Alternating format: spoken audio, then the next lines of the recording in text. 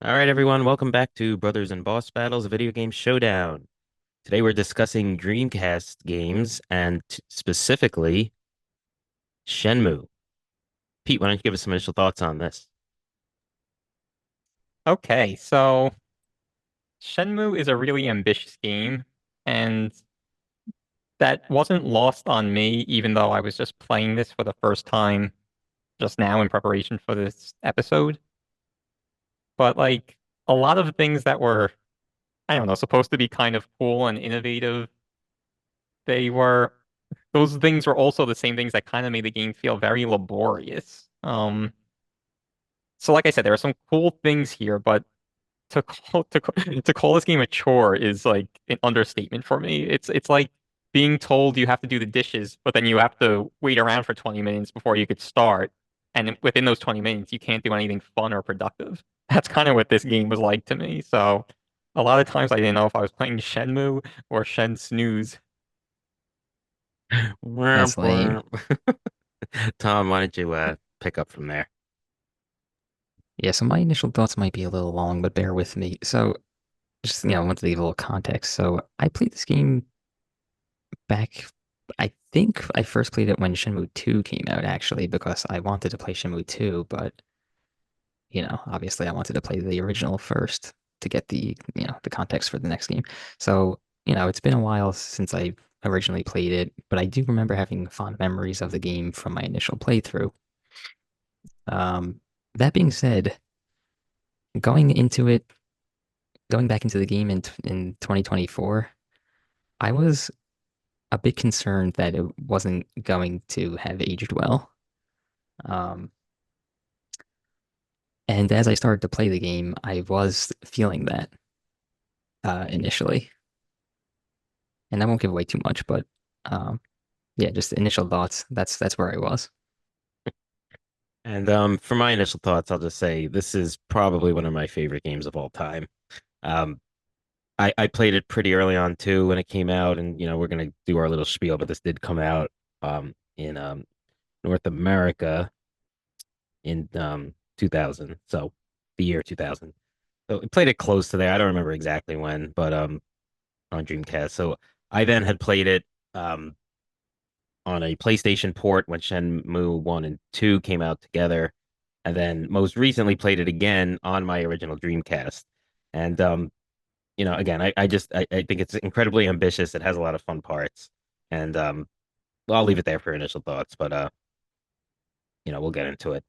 All right, for those that don't know, Brothers in Boss Battles, our podcast here, works a little bit like this.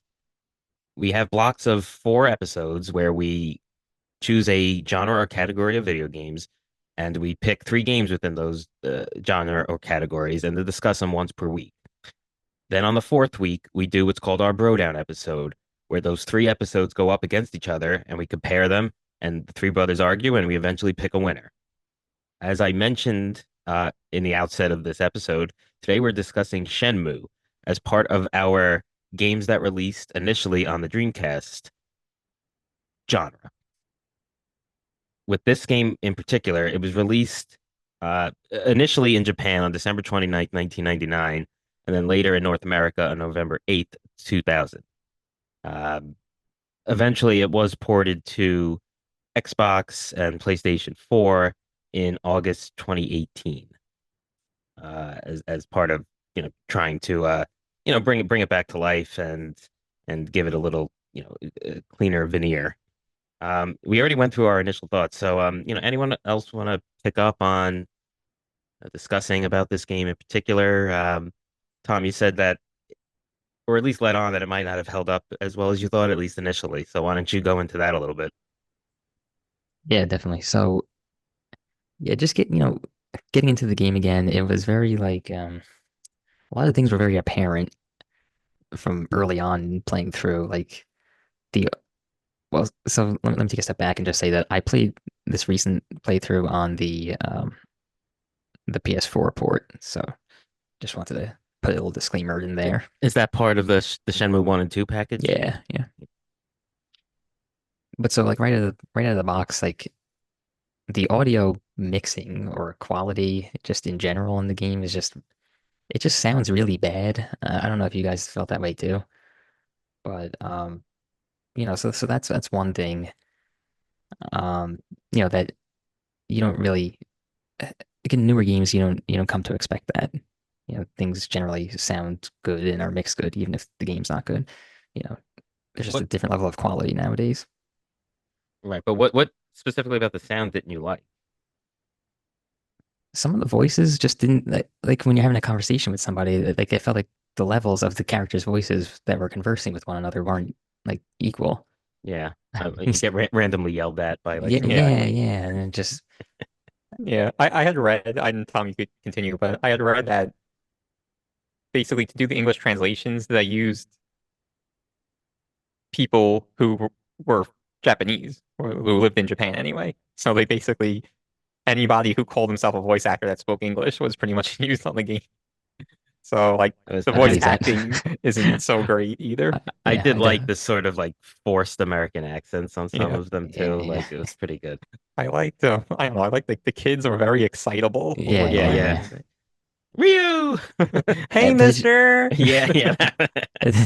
they're just like I don't know, and just even like the conversations didn't seem like they didn't flow naturally. Like there would be a pause, and then somebody would like the kid would yell, like something like that. Yeah, but I don't know. I think I don't know. I kind of love the dialogue in this game. As far as like it was just so unique in the fact like in the sense that you would talk to someone and they would turn to you like and it looked like they really made efforts to make this seem real. And you Yeah, have to keep in mind of when it came out and everything. And like this really was sort of I don't know if I want to use the word mind blowing, but it was certainly like a first.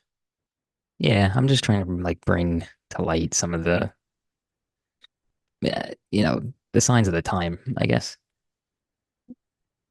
So like that I see as one of them. But then also just getting back to like why felt initially that the game wasn't really aging well. Just I mean the controls were kind of not great either. Like just in terms of moving around. Yeah, I'll try playing on the Dreamcast. Yeah, Man, the Uh, controls are so annoying, especially when you're in the house because it's yeah, like you're yeah, in yeah. small halls yeah, and small yeah, yeah. rooms. Oh boy. And you're not Yeah, doing anything. You're just trying to walk around and click on yeah. things. When you're trying to walk to the house and then like every one of those doors is closed for some reason. You gotta open every And one then of they goes them. closes it behind them. Yeah, Like Yeah, yeah. yeah. like there's only one way in and out of that room. Like you're gonna have to leave in 2 seconds. But see, that's another thing. See, to me, that was all part of the realism. And like you Suzuki, the like developer of this, like at Sega, really tried like it was an intention of his to make this very real. Like, Yeah. I think he did a good job with that. I'm just that doesn't always translate into like an enjoyable experience in If some I want regards. if I want a real life experience, I'll live my life. Boo. Bringing the it back. yeah. So yeah, just to cut in a little bit just for the listeners, the Shenmue sort of it's hard for it to fit into a category. Um, there's role-playing elements to it. There's sort of like investigation elements to it. There is a little bit of action. There's quick time events. There's a little bit of walking simulator, I guess, a little bit, but it's about I think he's 18, around that age. Uh, man, boy, whatever you want to say, in Japan, whose father runs a dojo, and one day he returns home and sees his dad basically get killed, get beat up by this shadowy figure. Um, shadowy in the sense that he's like mysterious, but also like a villain. Um, and they steal a family like crest, heirloom kind of a thing. Uh, and then the whole story is basically him seeking out revenge and having to investigate who this person was, where they might be going, where they're located, so that he can find them. And on the way, there's the world opens up and there's enemies he has to fight and people he has to talk to and events he has to do. So it's just Crates he has to move, yeah, well, it's very commutes he has to do. yeah, it's very real life oriented too, which is I think was so unique and cool at the time. I can understand why people think that drags, or could drag at parts, and we'll talk about maybe some of those specific ones. But before that was part of the story that's sort of like in the description of the game.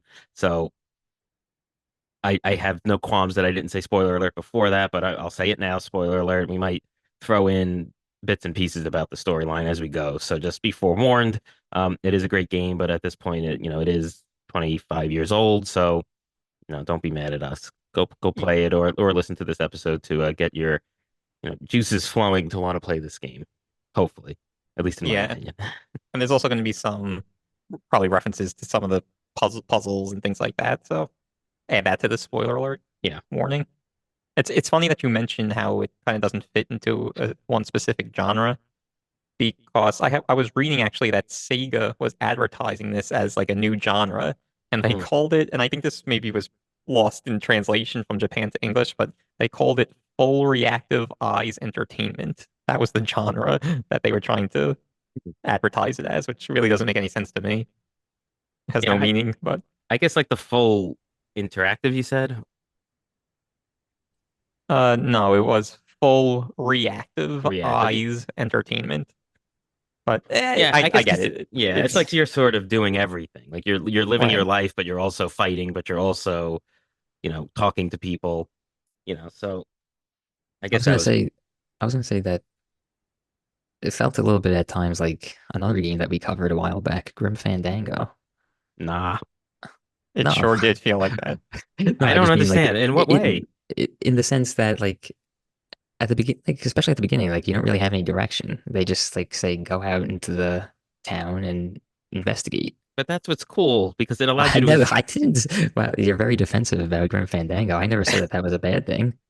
because I just they drew the comparison. first of all, it's not like hard puzzles. Like I mean, you go out and you talk to a few people and you kind of Yeah, I'm just saying a it has lot that of them kind of are puzzle, yeah, investigative aspect to it. yeah, but a lot of people sort of will give you direction. I feel, which it's meant to do. Like this person has this piece of information, this other person has this piece of information. So Yeah, you have your diary, which it automatically updates, and when you get a key piece of information. So I thought that was a cool feature as well. yeah, I appreciated that he was a diligent note taker. But so It really this is was that, helpful if you like yeah, go and play for a couple of days and then come yeah, back and yeah, you're like, wait, what was it? Yeah, yeah, exactly. so that was cool. Yeah, a lot of people would give you direction. There was the problem was there were a handful of times where there was like very specific trigger actions to like the next sequence, the next cutscene, the next like movement of the plot. And Yeah, so it's just too there was just too many times where you're just running around talking to everybody, trying to figure out what to Well, do just to move the story. that's the full reactive part of yeah. it. See, I appreciated that because I thought, I mean, I just absolutely loved exploring Dobrita because it looked like just like sort of like what's the word? Like it wasn't so glitz and glamoury. It was just sort of like a regular sort of commercial area, and it just seemed like something that like any regular person would in their small town or city or whatever would like go to. And there's the ramen place and the pizzeria and the a bar, a fortune teller. And it just having to go and talk to people allowed you to I feel like explore and appreciate this the different stores. And I don't know, I just thought it was so cool. Like you had non-playable characters like that would walk out of like a store and then they'd be on the street, or they'd be on the street, they'd open the door to one of the stores and then you would go in behind them and they'd be there. Like I feel like that was just such like a unique Yeah, thing for games. Like yeah, there that was wasn't, awesome. yeah, like I mean, That I that don't, town, that part specifically was really like just fun to be in, I felt. yeah, that's what I mean. That's I don't know, they somehow captured, at least for me, just like wanting to go to the different stores and how the different people would react, and what information they would give you. I just thought that was so awesome, especially like initially. I will say this most recent time playing, just because I knew a lot of it, I had played the version you played on PlayStation 4 back in like 2019, when the one that came with Shenmue 1 and 2. And then I had played obviously the Dreamcast game back in the day. So having played just a short, 4 years ago, 5 years ago, it wasn't as interesting to explore. But I just remember those like the initial time playing, and then when I hadn't played for like almost 20 years, and then picked it up again on the PlayStation version. Like I don't know, I found that so cool and interesting. Yeah, certainly in the year 2000, it was like I don't know. I thought it was super innovative and ahead of its time. No, it is, and it's impressive in a creative way and in a technical way, but like I did not have the same feeling, Ant, that you did about the desire to explore. It's just like I don't want to talk to 9 people in a row and say, I'm looking for Chinese people. And then they say, oh, I don't know. Maybe ask this guy at the fish market. And it's like, okay, thank you. And you just ask 9 people and they don't basically they don't have information because there's only like the 2 people in town that they've designated as going to give you useful Yeah, information. but a lot of I don't times think that's they true. point you to the right spot. Yeah, and it was generally more than Eventually you two. do. And then you go to the fish. So my first problem with this is Shenmue knows this guy, knows where the fish market is, but I don't. So now I got to find a map, and the map didn't have all the places His on name it. his name's Ryu. Ryu Oh, Izuki, not Shenmue. oh, that's right. It's like Homer Simpson writing a letter to Thailand or whatever country. Oh man. So Ryu he knows this guy, he knows where the fish market is, but I don't. So now I have to spend a few minutes just to like locate this. Then I go to him and he says, "Oh, why don't you ask the guy in the jacket store?" And now I got to do the same thing and find him. And it's just like a wild goose chase. And then like It it isn't happens because in all those so things many exist. parts. It's Yeah, not. but It I, just go I talk to didn't. this person, go talk to that person, go talk to, and then it's like you finally get there. It's like not that interesting. They could have did it in 2 steps or they could have did it in 9 steps, and it just Nah, I don't. just I don't know prolonged. about the not so interesting part because like I like that part. All right, like, just for the listeners, there's also like an internal clock in the game too. So you wake up around, I don't know, what is it, 8:30 around every day, and then like you have to be back at your house by like 11, generally speaking. And at 7 p.m., like it turns dark, it gets the lights, the street lights come on. So different things can happen at different times of the day. And the one I liked, I remember you have to go to that like bar that's like sort of in that alleyway down the stairs and stuff. Like, so that was like, yeah, it was annoying. You had to ask where that was and eventually find it and then wait till dark because the bars don't open until nighttime. But like I felt like a scene like that was so rewarding because he was looking for who he had to look for, and there's all these like hunks in there that are just looking to beat you up and call you schoolboy, and then there's a cool scene where you like beat them all up. I don't know. I feel like there's a lot of good payoffs at the end of a lot of Definitely. these wait and see portions. And it just led to the realism because there are certain times where it's like you have to do this at this time. Like, I mean, this store's not open at this time. Like, so you have to wait if you need to talk to someone in there. Yeah, even sometimes like if you go first thing in the morning, a store won't be open, so you have, like at 8:30 or whatever it was, 9 o'clock. Yeah. They don't What open until 10 or something. what I will say is that like subsequent Shenmue games had like a fast forward Yeah. component, which this game didn't, which at times, I it's probably just something they didn't think of because at the time, but realized it was a good feature. I think most people would agree that it's a good feature because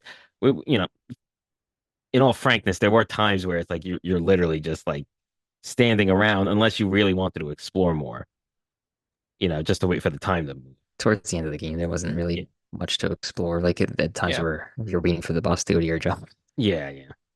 I would just Well, like not to go to I your would just to just come back from your job. You never had to. You woke up and were at the I think the the first dock. time, The Yeah, the first day maybe. you first had to time, commute, yeah, yeah. Yeah, yeah. yeah. But so like That's yeah, when I'm hilarious. just waiting there, I would just like pull up my phone. I That's the mean, problem. in real life, not in the game. There was enough. There was. There It was takes place in the mid 80s, right? Yeah, 86. yeah. So There there was was no no cell cell phone. phones. Yeah. That's the problem. There was a number of times where I just left the game running for 10, 15 minutes, whatever it was, go did whatever I had to do in order for the game clock to pass to the appropriate time to do something. Yeah. Sometimes they would give you like things to do. Like the Like what? arcade. The arcade was close to Yeah. the bus stop, so you can like Yeah. go play And those games. But yeah, Let's talk about the arcade a little bit. yeah. So I did that kind of the first 1 or 2 times yeah. where I had time to kill, but then after a while What are you gonna do? Yeah, I mean, I had so there is an arcade called the U Arcade, and it basically has some games in there that you could like your character you bring to it, and then it sort of pops up on the screen and you play. You can play like those. It's sort of like mini games, and they really don't do much, but it is a fun little feature, another part of the realism of the game. And any of those stand out to you? I like the one where you had to like punch. It was like kind of that quick time thing. Yeah, Where it's like I guess it was three panels that would come up and you had to press whatever button came on the right, screen. right, right. Yeah, I kind of like the darts one. Yeah, that was my favorite one too. Yeah, like your hand would sort of move, and then you had to like press the button to throw the dart, where you would think it would be best to try to get a good point total or bullseye or whatever. I think there Yeah. was like Honestly, a lot of them were fun. Yeah, there was like the a racing, I think on a racing one. motorcycle. Another one where you were like futuristically shooting things, I think. Yeah, yeah, So they were all kind of fun little games, but yeah. And then like, so I had when I played this on PlayStation 4, I did get the platinum trophy for this, and like you had to play like certain games in order to get that like for one of these. So I had played them all. This most recent go around, I really didn't spend much time in the arcade just because I kind of knew what it was about, knew that it didn't really progress the story. It was just sort of an added feature. And then as far as other added features, they have like those little collectible toys from those 25-cent machines that you can get. And yeah. like again for trophies in the PlayStation version, you had to get like 50 of them. So, I Really did. flexing that platinum trophy. I didn't buy one of those things, those little toys. Yeah, and I didn't really remember, so I didn't remember if you needed to really save your yen, like and use it for anything, but it turns out you didn't actually No, yeah, you need Oh. really to. So you I kind like of that wind up one part. I like that one part where you wake up and like all of a sudden you get like 30,000 yen, like yeah, randomly. it's like your inheritance or something, Yeah. or a daily allowance.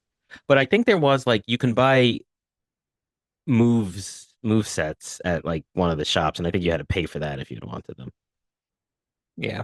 You want to So talk about the yeah, combat a little bit? yeah, let's So do that was that kind of since that was the other, well, that was really the main thing to do when you had time to kill was to train, with right? Fukusan, Yeah, or just in an empty lot or park or something. yeah, yeah. And kind of how Oops. that all worked was never is never explained or even tried to be explained, and it was never clear to me, like how to train up different moves. Well, Um, it was just you. I think the training was just for you to practice the different move sets. Because so for those that don't know, there is actually battling in this game. Like there is free fighting, and you do different inputs on the D-pad and your button combos, and you would do different moves. How necessary they all really were, I mean, I think it was more of just sort of like look at this feature. You could do this cool spin kick move, but did you ever really need it? No. But and I kind of feel like you could just sort of punch and kick your way strategically, like through most of the fights.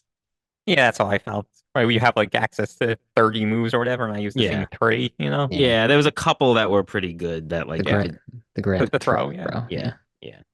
No, but it's not just practicing yourself.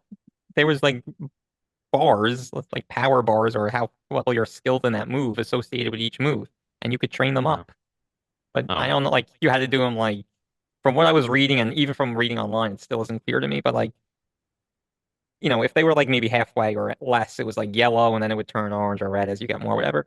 But so if it was maybe yellow, you would have to do it 10 times in a row to train it up. But then if you were already well trained in it to get it higher, you have to do it more times in a row or something. And like a lot of times I did it and it seemed to work, and other times I thought I did it correctly and it didn't seem to work. So it was all very confusing to me. And I also bought a move from the antique shop, which you were referencing, and it was like the most expensive one.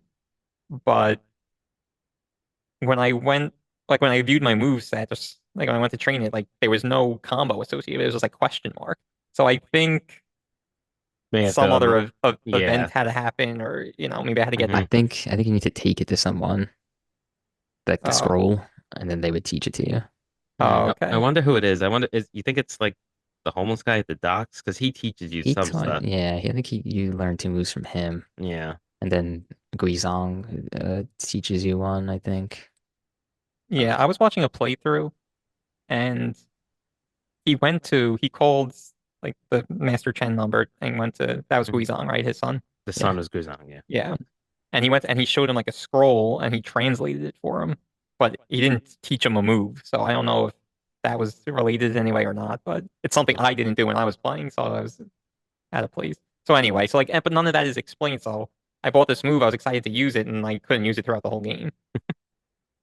Yeah. Yeah, I guess there were some little like quirks like that that I could see being frustrating. The fighting was kind of done, so I did train up my moves a little, as I mentioned, but Mhm. I, I really did, I really didn't know what I was doing, I'll admit, and the fighting was all pretty easy It was pretty for the easy. most I part. I felt if you had to use the kicks a lot, I felt if you used the kicks, it was pretty easy. But there were times like, at the end of the game, there's that 70-man battle where when there's like three sort of you could kind of call them mini bosses in the sense that they're a little bit harder. Like you had to be a little bit more strategic then, and it really wasn't. While it was easy, it wasn't just straight button mashing because you did like using the dodge was important, I feel as well. Yeah, and just being conservative and trying to like back off, like Yeah, attacking and then backing off right. was kind of a strategy. Yeah. Yeah. The final boss, but we don't have to go into who it was, but that was a little trick. Like it wasn't so easy, is what I'm trying to say. Oh, was Yeah, that it wasn't. was that I mean we could say it. We've said spoiler. I mean All right, that well, was spoiler alert. that That was was Chai? Chai, Yeah. yeah. Yeah, yeah, yeah, yeah. And when you fight him in the arcade, I lost. And that's you don't have to beat him to Yeah. advance. And Yeah, it he's was just really tough in there because it's like a small Yeah, space. yeah. yeah. He's a strange area. Another And thing I that was and reading that f- at and the at go yeah. ahead. He gets a little help from like the most like dweebish character in that spot. But In the arcade or in yeah. what spot? Well, like, yeah, in that spot. You I'm don't not remember? remembering. No. Tom, do you remember? I No. think I think I'm talking about the right thing. Because Wait, like did you he's beat him or? no. Oh, okay. Right. You'll just have to play the game and find out. Hmm. Yeah. So one thing I was reading, at least for like the final boss battle, was that if you lose a few times, and I don't know what that number is, but then it gets a little easier, like on like the next time you try to Oh, fight him, really? Yeah. which Yep. I'm not a big fan of. I hate when games Yeah. do that. Yeah. I Because wish it's they would at it's least notify you and say, yeah. "Do Because you it's want?" most of the most of the times you fight people in this game, like if you lose, you get to do it again. Yeah. Like, there's very few that they let you progress if you don't beat it because it's like part of the story. Um, yeah. So, but yeah, I mean that's pretty much it about the battling. It's you know, Yeah. it, I want it, the I'm glad they added it though. Like, it was I think it did add something to the game, and it kind of was like cool because like the the camera would shift, and it was just like I don't know, looked like a kung fu movie at times. Yeah, like I said, I didn't fully grasp it, but that was probably the best parts of the game for me. You think it was? Yeah. The most fun anyway. Yeah, it was fun. Well, since we're talking about different gameplay, you want to move into the quick time events. Yes. Yeah. So this was, I think, probably like the main kind of innovation for the game in terms of like actual like gameplay or you know battle sequences.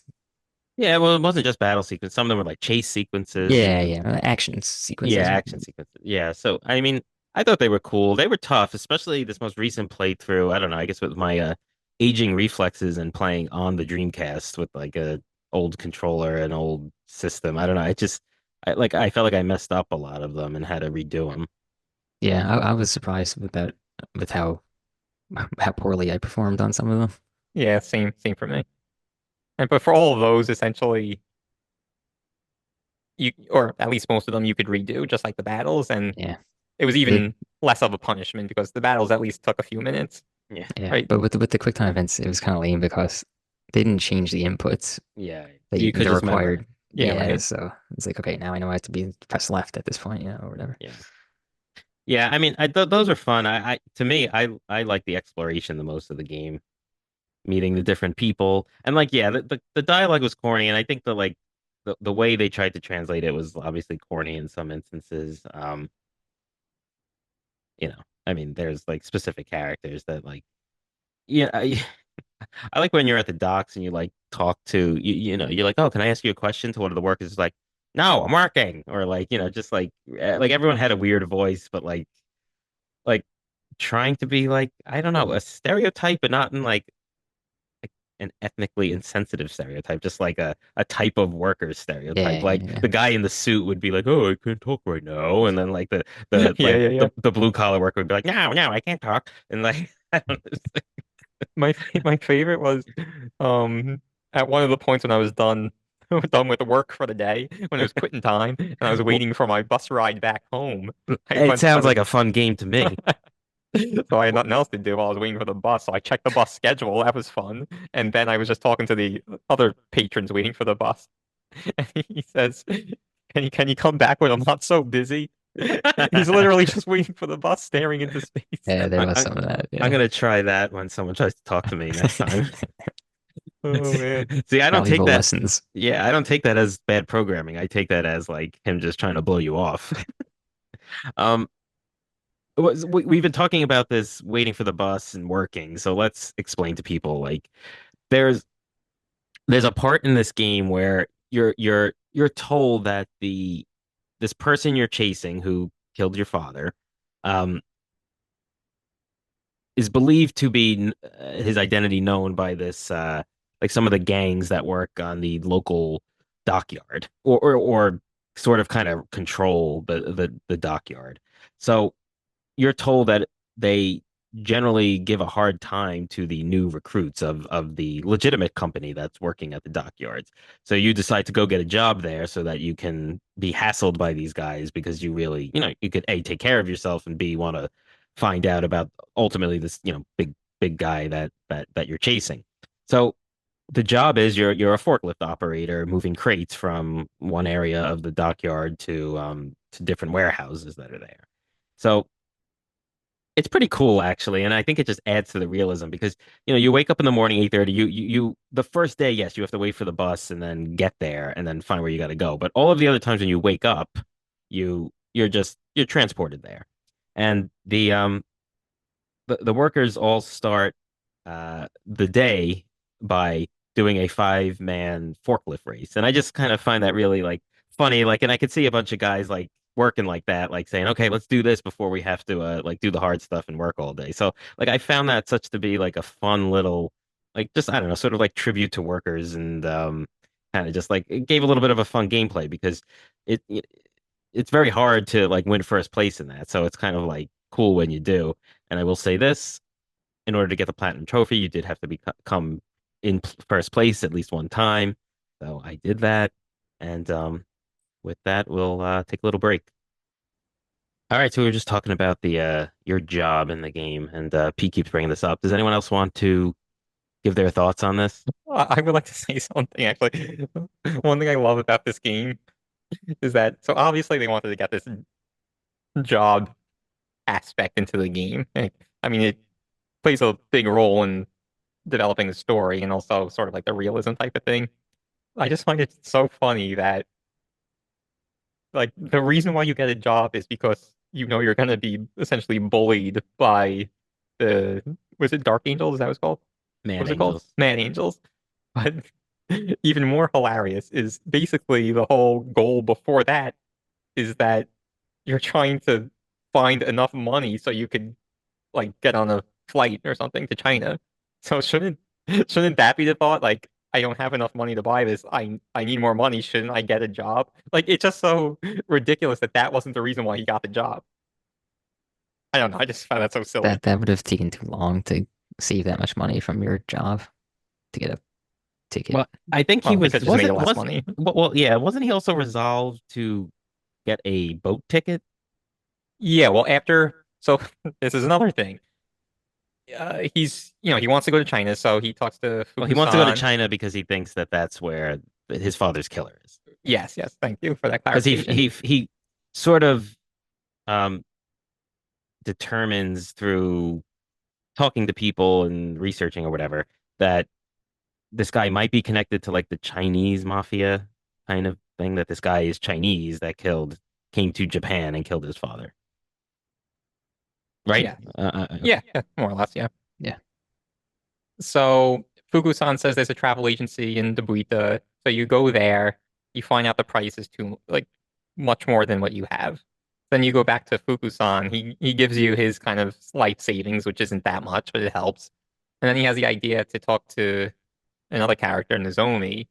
She might have ideas about alternate ways to travel. So then she's the one that suggests the boat, right? There's just so many funny things.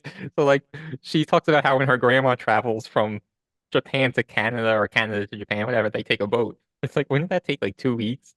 Like it's like they take a cruise ship or something. So anyway, so then she has the idea to take a Well, boat. it So then you depends. It depends where you're in Canada. If you're on the west coast of Canada, it might, that's sort of like maybe, I guess, I the, don't know. the east coast going to Europe almost. I mean, maybe no, it's a little further, I guess, but it's not Yeah, like well, they're traveling like literally like no, I going know. around the North Pole and then Anyway, it winding up just in seems Asia. impractical. But anyway, so then you go back to the travel agency and you like pay for the boat ticket, and then like you have to wait 4 hours, of course. So then you basically leave and leave the controller on until 4 hours passes. You go back, and I forget exactly what happens, but then you have to come back the next evening. I mean, the But next that's day. the one where they're scamming you. Yeah, yeah, exactly. Yeah, Yeah. yeah. So they're intentionally, you know, putting Delaying it it. Yeah, off. Yeah. yeah, Delaying it. Yeah. So it's the realism. Exactly. yeah. It's just a lot of going back and forth and saying, "Oh, try this. Oh, try that. Try that." But that's part of the adventure. I guess. So while we're on this subject, and I feel like you guys are probably rolling your eyes, but there was the point when when you go to the harbor and you had to go to warehouse number 18, I think. And Are you talking about the one where you meet Master Chen or no? Because that was 8, I think, right? Or 7? It was 8. 8, yeah. We had to sneak in. Yeah, that was okay, cool. it was 8. Was it 8? So anyway, 8's the one where you meet Master Chen. But it's like in the old warehouse exactly. quarters, So not the Yeah. new first house. first you get there. Okay, so it's 8. You know through, people saying or whatever, you have to get to 8. So then you get there and I guess there's no way in, so you sneak in and then you overhear somebody talking about the old what do they call it? The old warehouse district or Yeah, yeah. whatever. It's just I like think that's it's just like exactly it. yeah. So you just go through all these hoops. You finally find this warehouse 8, and it's like psych. It's actually in the old other warehouse district. Like it's just like so ridiculous at times to me. Like that's I so unnecessary. I just think it's fun. I mean, it's like you're on an adventure. I didn't know if I was playing Shenmue or Shen Goose Chase. Oh man. It's He, getting worse he and worse. he came up with some for all of this that you Well, I mean, that is kind of what the game is, like a large portion of the game is, though. Like, but Goose Chase, yes. but yeah. well, no, because a goose chase kind of implies that you're like wasting, like pointless, or futile. Okay. I guess it Yeah, wasn't no. futile. Yeah, because I feel like you compared it to Grim Fandango, but like as you guys pointed out, like you might spend hours on a puzzle and like still need a hint. Like this was never that. Yeah, yeah, for Yeah. sure. Which is why it was much better. I did use a walkthrough a couple of times. There were a couple of times where it's particularly difficult. I think finding Charlie in the tattoo parlor, that seemed difficult to me to locate. No, Um, they tell you where it is. It's just it's not in a store. It's in like an apartment in an apartment complex. So like, yeah. but no, yeah. See, I didn't have any issue with that.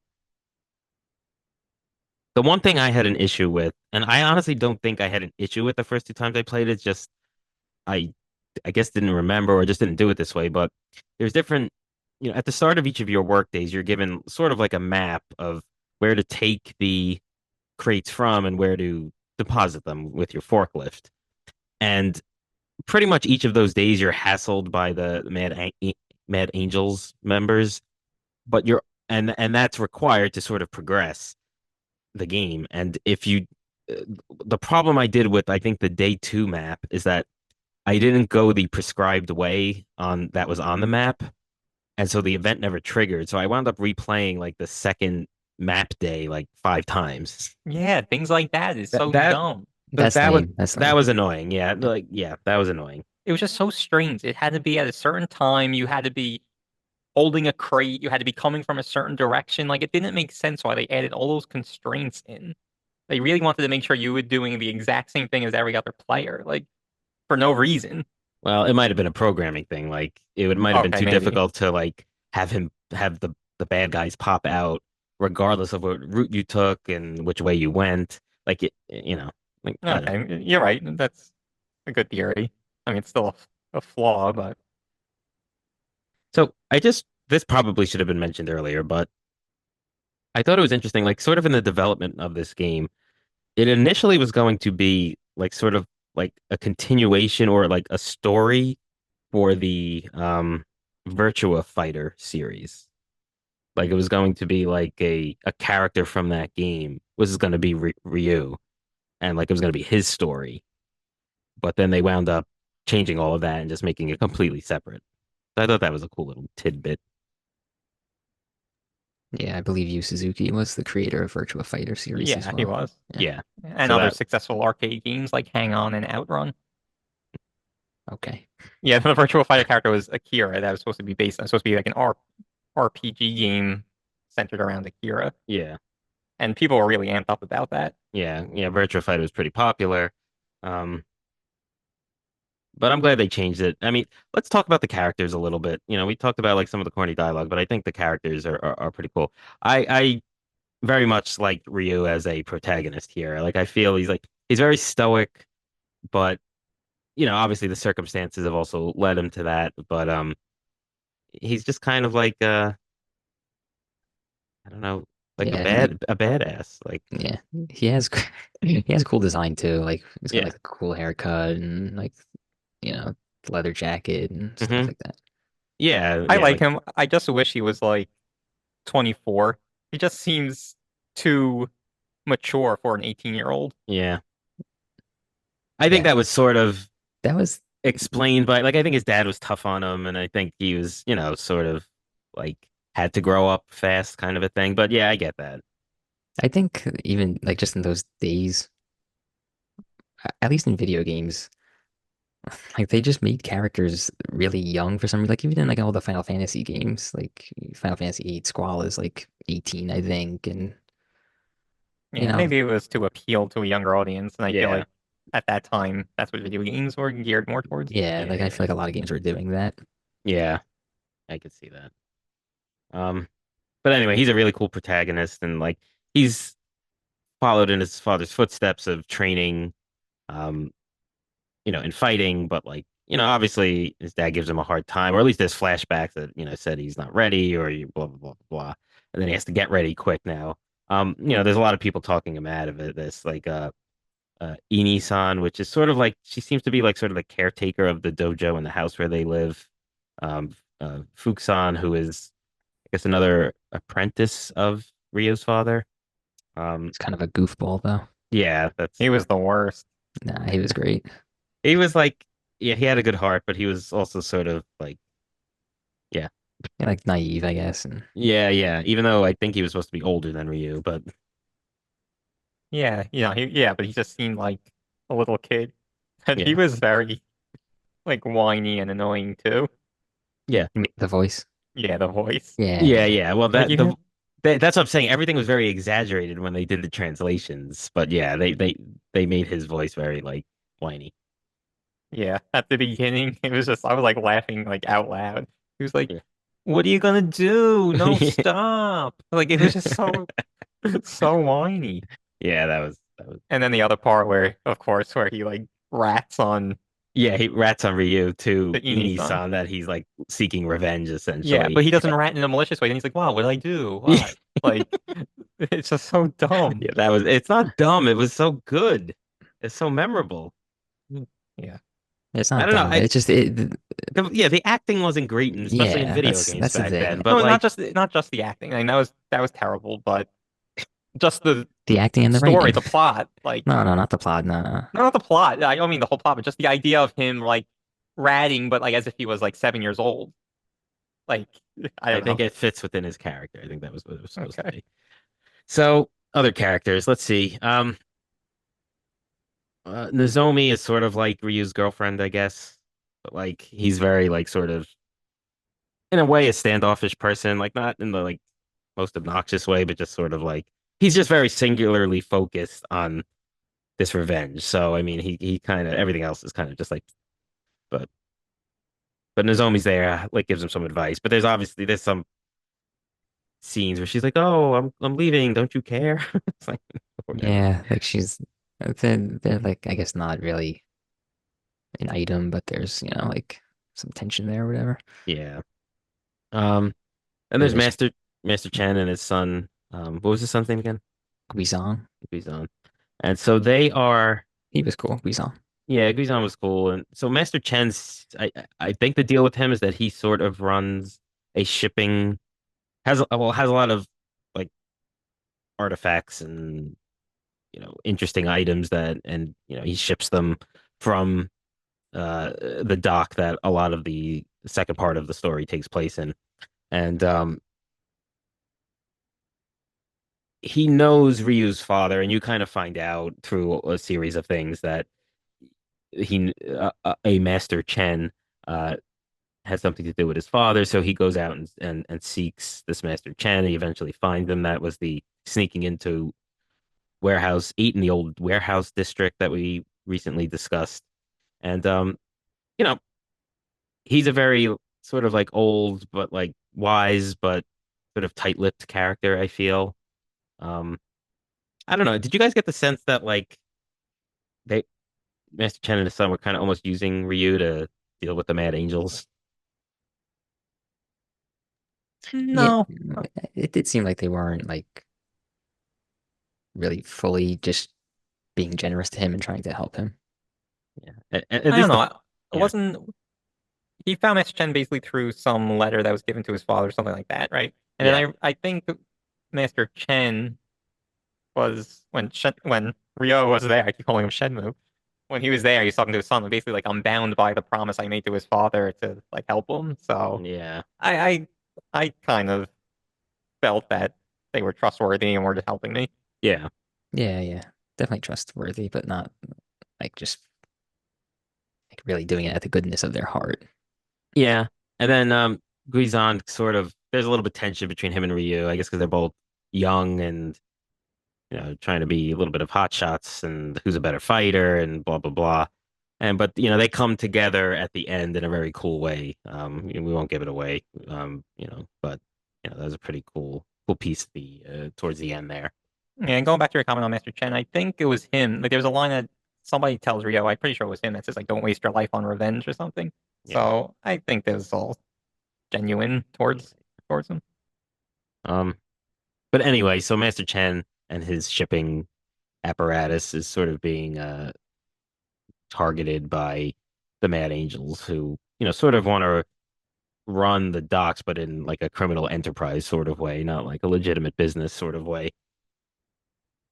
Um, all right, who else? Yeah, I mean, there's Tom. He was like the American that ran the hot dog stand. Yeah. The best was Goro. Oh yeah, Oh yeah, Yo, bro. yeah, there's Goro. So he's the guy. Do you beat him up earlier in the game? Yeah. Yeah, he's sort of like I don't know. I don't really He's know how to describe because he's he's sort of yeah. like a jerk, but like once you smack him around, he becomes like sort of your friend. So he's not like bad yeah, at heart. he's like harmless but annoying. Like Yeah. I don't know. But anyway, it's like they made him sort of look like, I don't know, like a 1960s greaser with like, and they made him talk like, yo, bro, and all that. So it's like, yeah, uh, that's what I mean. There's like just stereotypes for like different looks of people, like that in that game. And that was another one of them. But he sort of gives you some advice and stuff throughout. Yeah, and there's a lot of other characters that are a little more prominent than just the everyday like store owners and things. But Yeah. I don't know if we need to go through all of them here. Yeah. And then as far as like villains, I mean, there's the Mad Angels, there's Lon D, who is this guy you're chasing.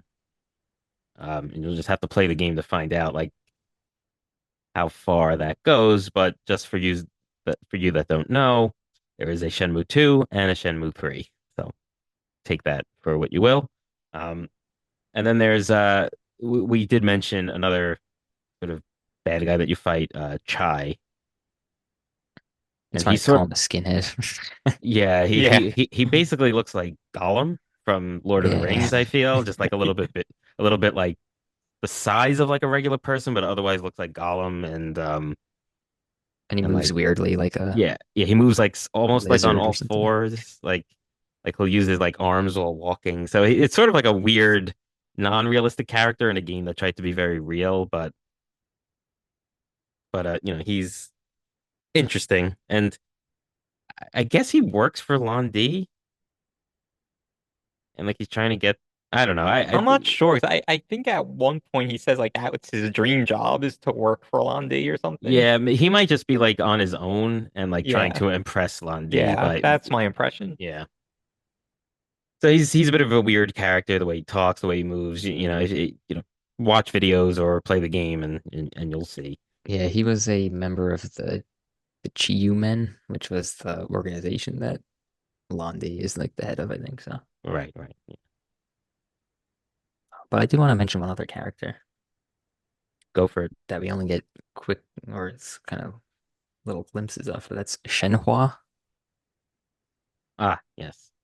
So yeah, I mean, so she appears kind of in some dreams that Rio is having, and then also it's funny that like so much of the game's background is revealed just in the like when you're sitting on the main menu and you don't press any buttons and it just plays the like whatever trailer or cutscene or whatever it is. Um, but that's actually like a huge part of the game that they don't really, or a huge part of the story that they don't really go into in the main game that much, which was kind of shocking to me because it's Yeah, actually like one of the coolest parts of the whole like yeah. series. Do you want to explain? Because I don't know what Yeah, you're talking about. you so just I Tom, you could get into it more, whatever you think is appropriate, but just to sort of lay it out, that that character you really don't meet in earnest until Shenmue 2. Yeah, yeah, And, which is and also kind of surprising to me too because like they and she's even on the cover of the game. yeah, yeah, it's And kind she's of not actually in, like, you never actually meet her. Like, she's yeah. never in Japan with you. It's kind of cool because it does show that they had a vision for this beyond this game Yeah. that Yeah, they so I'm pretty yeah, sure Shenmue 2 was sort of being written or worked on, developed. I don't know what the appropriate word is, but at the same time that Shenmue 1 was. And I also seem to recall reading that the initial intention was that it would be four games, like Oh, four parts to the story. yeah, But like one and two are very connected, I feel, in a lot of ways. So yeah, yeah. definitely. Yeah, but so anyway, like, and also, yeah, Shenmue 2 was released like a year later, 2001. Yeah. yeah, but so like her whole part of the story gets into like a lot more of the kind of fantastical part. Yeah, Hmm. and kind of like the importance of the Dragon Mirror and the Phoenix Mirror and like Oh, Yeah, okay. yeah, but then also just like, prophecies and stuff like that. Like, yeah, there was this ancient prophecy that her small village in China had that was about, a man coming from Japan. whatever, Japan. Yeah. I think Like, they say the east because I just looking at my geography. Yeah, Japan's on the water, so yeah, yeah, yeah, like it from is yeah, east of China. I Yeah, think they say something like by boat or something like that, yeah, or yeah, like crossing the water or something like that. But so yeah, I mean, looking at Shenmue as a holistically as a story and series or whatever, like this is like a huge part that they put these really quick and confusing glimpses in Shenmue One. Um, which it was kind of weird that they didn't really elaborate more on that. I felt, yeah, yeah. Yeah, it is. They were banking on Shenmue 2 getting out there as well. yeah, You know, unfortunately, I mean, like this game did not. I believe didn't cover budget with its sales. Yeah, it certainly didn't. I think it sold like okay, but I It was was reading, it was so yeah, expensive. yeah, it I think it was, was at that time it was the most expensive game ever created. yeah, that's what I see a lot of places. I think Final Fantasy VII may or may not have surpassed it, but either way, it was up there. And another thing I'd read was that a lot of games they don't report like development costs. So Mm. there's little caveats, whether it was the most or the 10th most. It was a Yeah, lot, you it know. was a lot. I mean, you could tell by the attention to detail in the programming of the game. I mean, Yeah, it I was it also was 3 discs. The Dreamcast version is 3 discs, of yeah. gameplay, and then it came with a fourth disc called like the Shenmue Passport that kind of gave some, had some other sort of just like features regarding the game, but wasn't, actually part of the game. Yeah, I had saw some from one publication that, and this was probably hyperbolic, but they said basically everyone that owned a Dreamcast would have had to buy 2 copies of the game, like in order to like, turn a profit. Yeah, I mean, I guess part of that was the Yeah. Dreamcast's, Well, lack of success. it's a little bit of a chicken and egg thing. I think if you're gonna put this much money into developing a game, that game should be the reason why people buy Dreamcasts, you know, which it certainly wasn't. Yeah, I guess not. I mean, should have been. Yeah, it's really I find it just, interesting. yeah, that's the best word for this game. It's just, to me, it's so interesting. Well, I don't know if the game is it, but it No, is. but And the history around it and the circumstance around it, everything about it is interesting because it really, it was, I think it was pretty well regarded when it was first came out by like the critics and stuff. But by all accounts, it was a commercial failure. And, fast forward to 10 years later or all the way up to now, there's so many of these dumb, dopey lists, 100 best games, 50 best games, and Shenmue's on all of them. I don't understand. well, you can't just base it off of commercial success. Yeah, I mean, that doesn't make a good game, because yeah, But who? But or a good movie or a good that's song so or a good high and whatever. mighty. people are scared of new I'm IP. the video game scholar, so even though nobody else liked it, I loved it. But the So it's so, people did like it though. well, Yeah, why but didn't it sell? well, Well, the people who played it liked it. It yeah, that just has nothing to do with like enticing people to buy a game is different than liking it once you play it. If Maybe it the that marketing wasn't good. The if a Dreamcast was million kind of people a buy the dud. game and a million people like it, then the million and first person's gonna want to buy the game. yeah, I mean, no, part of that is because of the Dreamcast sales too. Yeah, I And think just that's like, this might not be a game that you look at and you're like, oh, I gotta play that. As someone back in 2000, Yeah, it wasn't just like some game it wasn't Resident Evil or Final Fantasy or like some known or a sport. franchise. Yeah, like a sports game that everyone buys. Or that's true, I guess. But those games started somewhere too. The very first Yeah, yeah, for Madden sure. game, everyone, people started to like. They started to make it better. People liked more, and they were covering their costs. And eventually, it became this great game that everybody knew and loved. I don't know. I just think it's not fair to exonerate the game from all of these negative things. We're basically saying it's a great game, but no one wanted to play it because it wasn't exciting in the commercial. because they're dumb. Yeah, I don't the know. game. I think we could all admit, no matter how much we like this game or don't like this game, there's a lot of flaws with the game. Laws? Flaws, Oh, flaws. yes, like the I really pacing and the look. Could they? action. You have to work for on 5 different days to get like the 5 different scenarios. Could they have made that 3 or 4? Yeah, I guess. Yeah, And like stuff like that. I, Yeah, but it's also just not that. It's a lot of the, like I keep calling it the goose chase. They're just talking to people, getting a lead to go somewhere. That's a dead end. Well, not a dead end, but they say go somewhere else, and it's just like ping-ponging back and forth.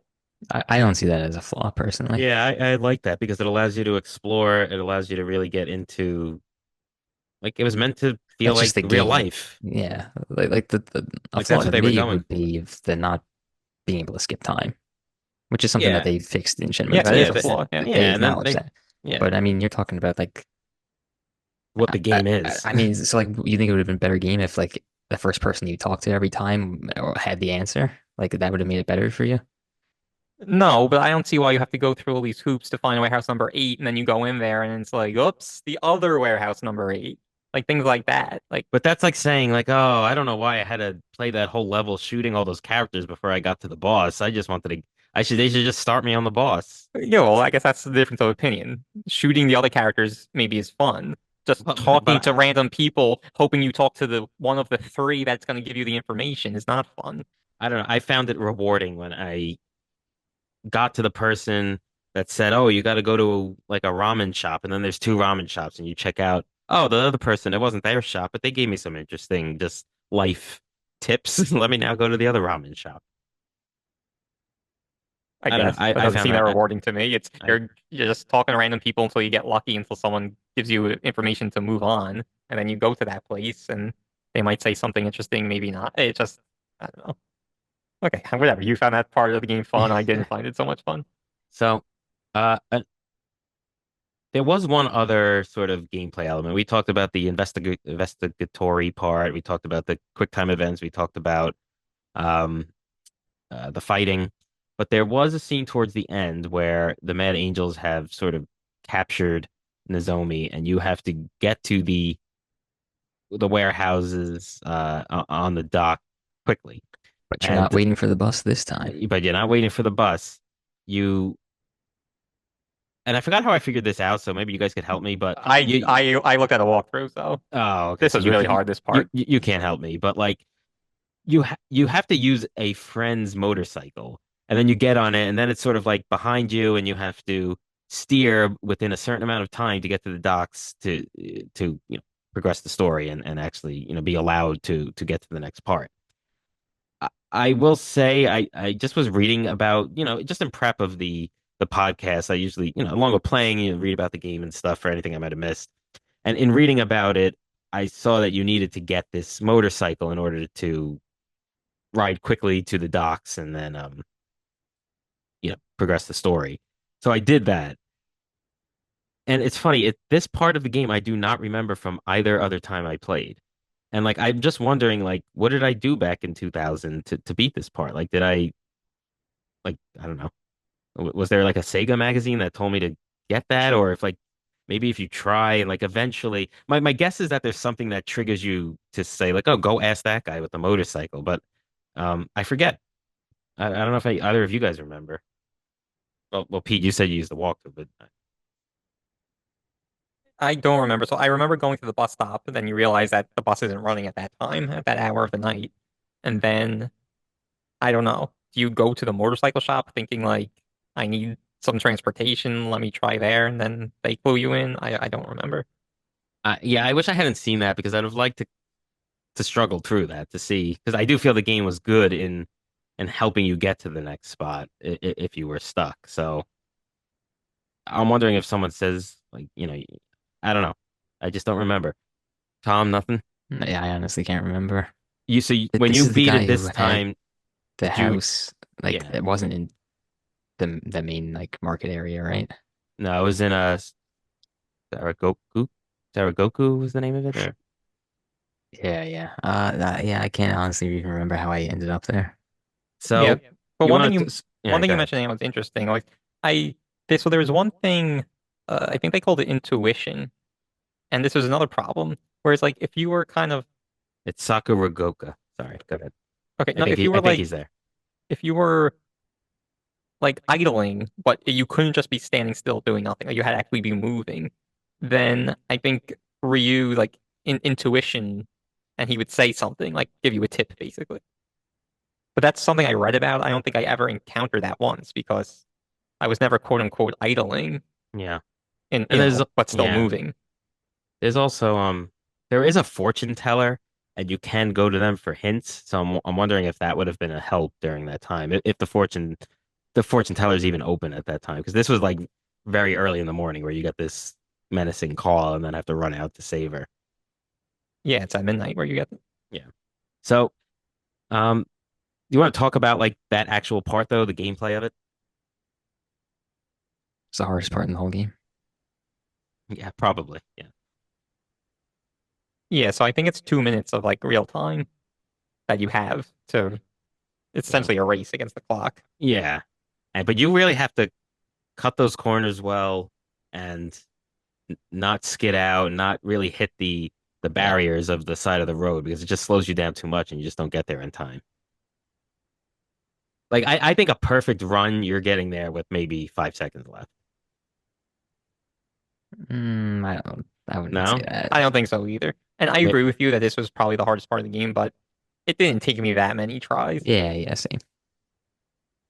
But what do you mean? It probably took me at least five. Yeah, Yeah, that's not that yeah, much. exactly. At So, 2 minutes, it's 10 minutes. Yeah.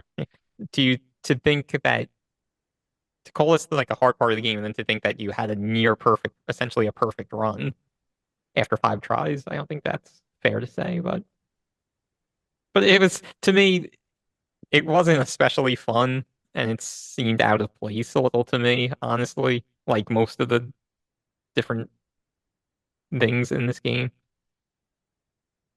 Yeah, I mean, it was a little weird, but I kind of liked it because you just added to the genre bending of this game in general.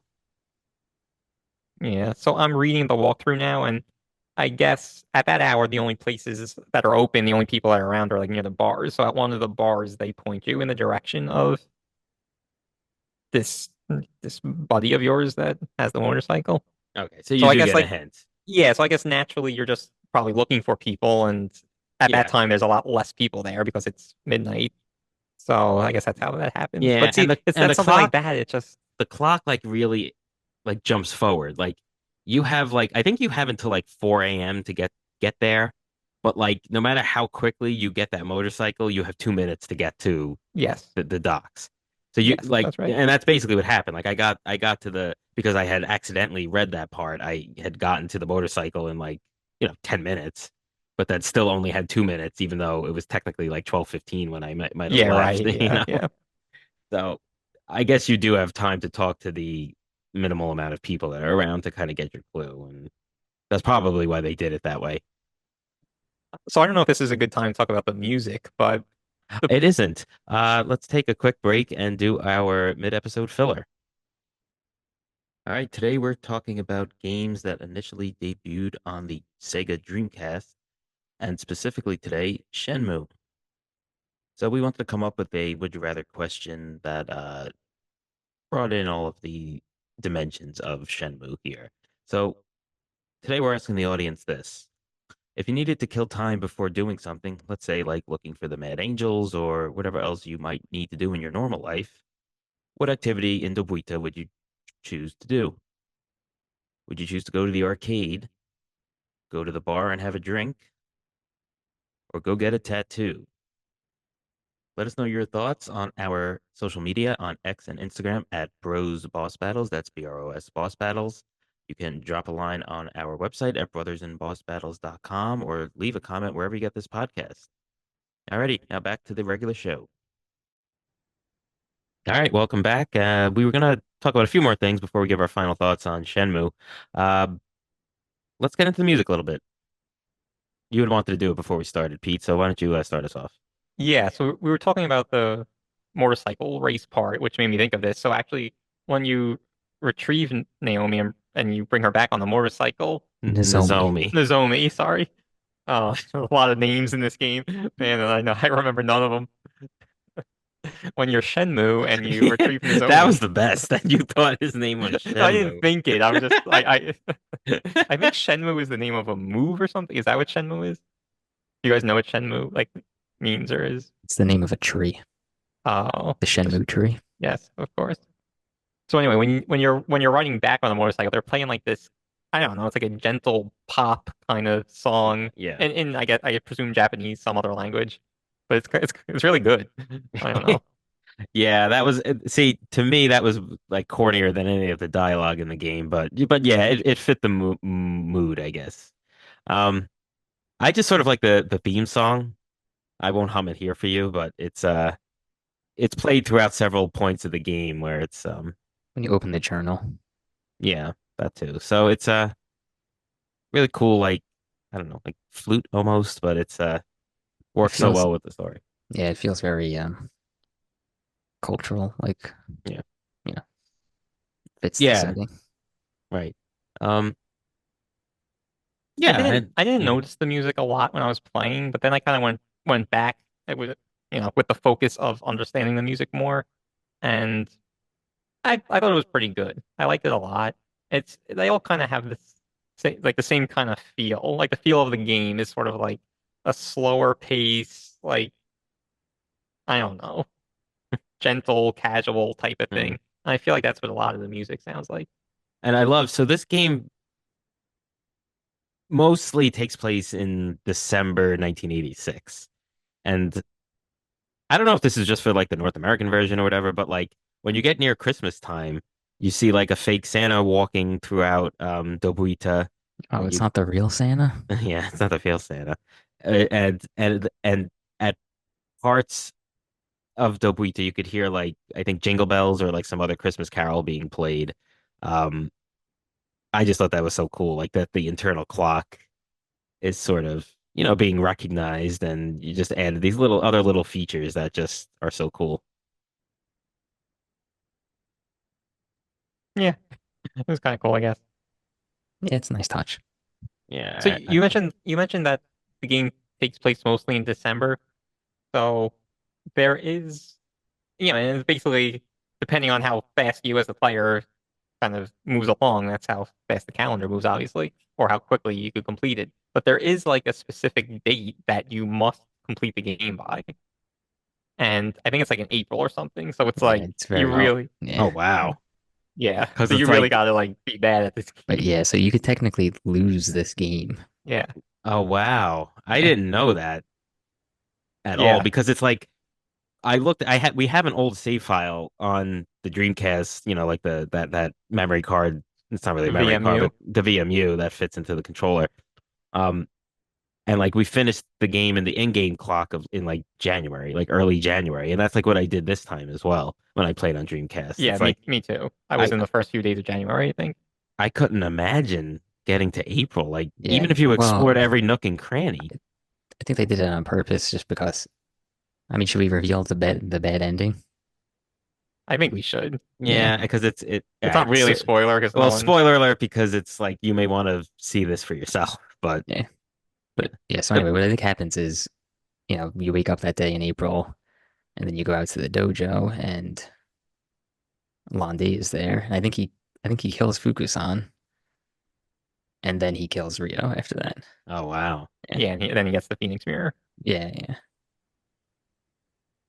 But like, so I wonder if this was another technical thing that they had to make some endpoint, so they kind of put it far enough out where anybody playing the game with a reasonable intention of beating the game Would do was it. not going to encounter that end Yeah. state.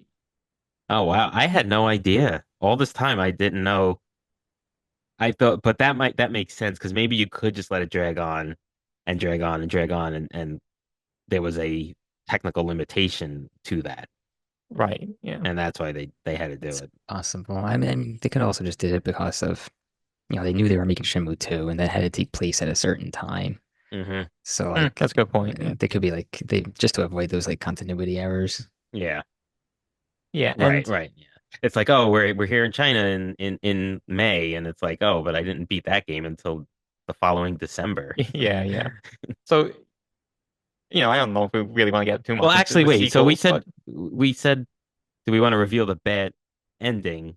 I thought you meant that the ending of actually beating the game was bad because it's No, no, no, no. oh This is considered the bad ending. oh okay. That sounds actually a lot more interesting than like the actual ending. All the right. problem with the bad ending is that then there's no Shenmue 2 or 3 or Yeah. Well. Yeah. Yeah. All right. We won't reveal the actual ending of the game, but Just a quick I note on the ending. I found it funny how it's like one of the last lines in the game. They say something about like now the saga begins, and it's just funny like because you just finished the game and it's like now it's beginning. yeah. maybe it's Shenmue like prologue. maybe it's because like this was just really about commuting to work. So It now wasn't. Because now we I know, joking. I don't know. The story's very rich. It's funny, and we won't like get too much into the sequels. And who knows? Maybe we'll play that game and review it on and it'll be part of a future category. But Shenmue 2, I sort of always remember equally liking Shenmue 1 and Shenmue 2. And whenever I like an original and a sequel equally, I always sort of default to the original being better, just because it's like, the first in line and all of that.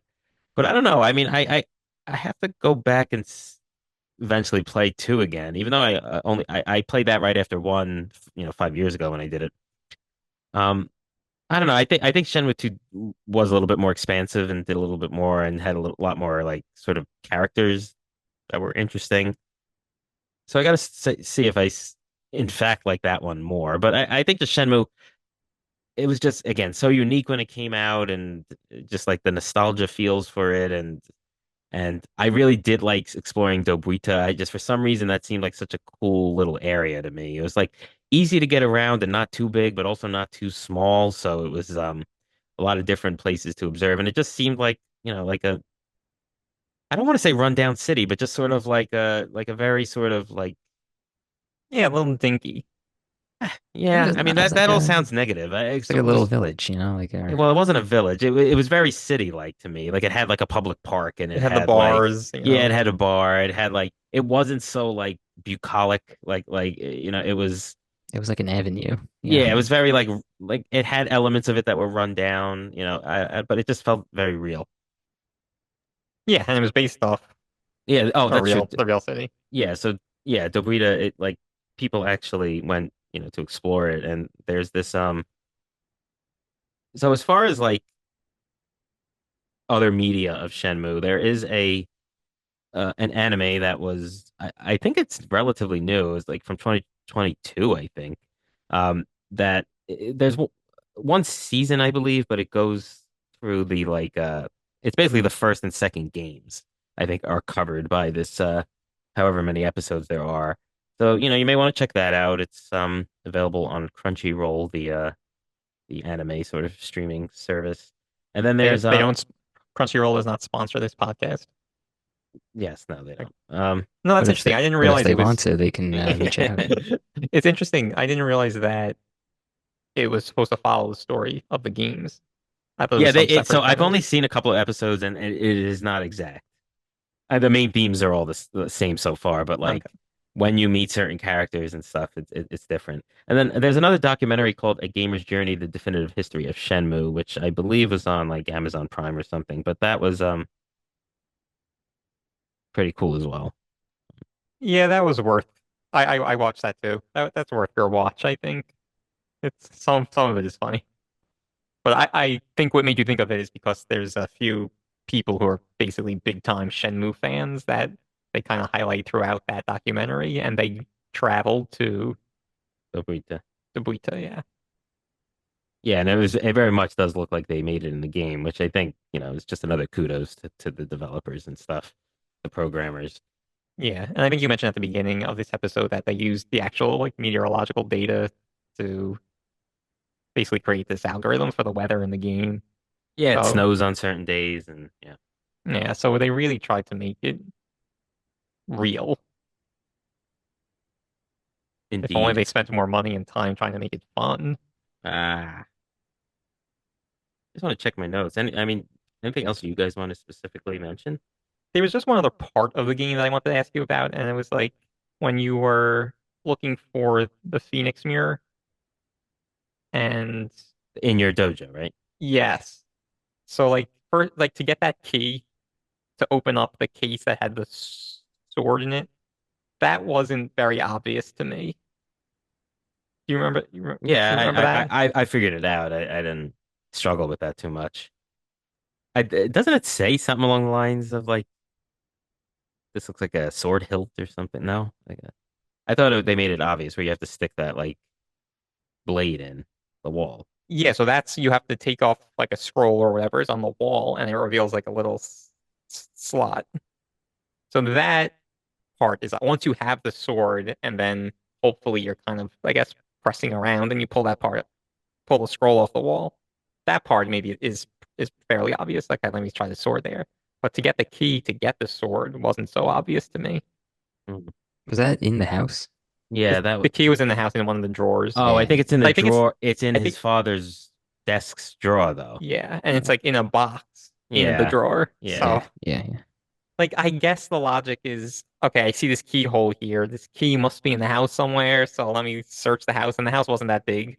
yeah. So I guess that's the logic, but then you have to use the The thing, sword handguard thing somewhere too, and that you don't get in the house. yeah. what's that to me that's part of the coolness of the game. It's like, but also makes that part a little bit more annoying if you don't really like go to the father's desk because it's like you Yes. can interact with everything. So you could open every drawer in on every piece of furniture in the house. Exactly. But And that's cool. and then you could not only pick up a piece of like a vase or something, then you could tilt it and see if there's something inside. And it's just I don't want to do that on every single item in the house and every single item in the next house, and it just becomes too much. It's too much. And then you needed that key and you had to search everything. And there was no real clues, at least from what I gathered, to where that key would be. So just a couple of other like I took notes of things that I felt were cool and just like other observations I made. Like one of them I like so I was in Dobita like right at 9 a.m. and like I guess like a second before I was talking to someone and in the background you could see the store and the the outside gate is down because it's before they open at 9. And then as I'm talking to the person, 9 o'clock rolls around and the gate opens up, even though I'm still interacting with the person I'm talking to and not like out in the open world or anything. So I thought that was like just still another awesome feature. And then I also wanted to just mention another couple of things with regard to the forklift. Like one, and it's funny because we mentioned Grim Fandango before, but this is the second game with a forklift that we've covered on this show in the span of less than a year, so that's interesting. And then I did find maneuvering the forklift annoying because it would get caught on anything. Like if you ran into a person, like it would just get caught on that person, and then you had to like back up, and like they wouldn't move, and I don't know, all things that like probably would have been smoother later on in history, but like that was just a little bit annoying because some of those corridors in the on the dock were not too big to get around people. I actually found the job pretty fun. I did too. Yeah, I mean, it didn't eat the last 5 days that, Yeah. but I don't know. I liked it more than my actual job. The I mean, it was easy, so you feel like it's fun in that regard, in that like, oh, look at me, I'm loading all these boxes. the um the other thing that was interesting that you guys might not remember since you didn't play on Dreamcast in a long time, but when you're learning moves and like when you're learning being taught a move by someone, you have to do the proper inputs and then you kind of like they show you do the move. Well, when you do that, there's like on the Dreamcast, there's like a beep from the VMU and it shows like the pattern on the actual VMU. I don't know if you guys remember that, but that was a cool little blast from That's the cool. past. Yeah. All right. I mean, if no one else has anything to add, I guess we could get to our final thoughts on this game. Okay, let's do it. All right, Tom, why don't you lead us off on this? Yeah, so at the outset of this episode, I mentioned that I was scared that, or no, I don't want to say scared, that's a bit of a strong word, but mildly concerned that the game didn't really hold up that well. And, as I alluded to it, I felt that way initially, but then I quickly got over that and, yeah, ended up just really, really enjoying playing through this game again. Um, and having said that, though, I could understand this game not being everyone's cup of tea. Like this is some of the things we mentioned about, waiting for the boss and, it's, even like the quick time events might not be everyone's like preferred gameplay or, for Everyone's cup of action, tea. everyone's cup of tea. And then, like the way you fight might not be everyone's cup of tea. Uh, but it was my cup of tea. I liked it all. Um, and I, one thing that, it gets explored a lot more in the sequel, which I would recommend that if you like this game, definitely play the sequel. Um, but it starts to touch on like a very, you know, kind of deep lore for the game. Um, which I wish they would have been able to explore a little bit more in this game, but they didn't. But it's a very cool story, and it's worth delving into. And we just got to hope that well, there is a Shenmue 3 that came out in 2019, I believe.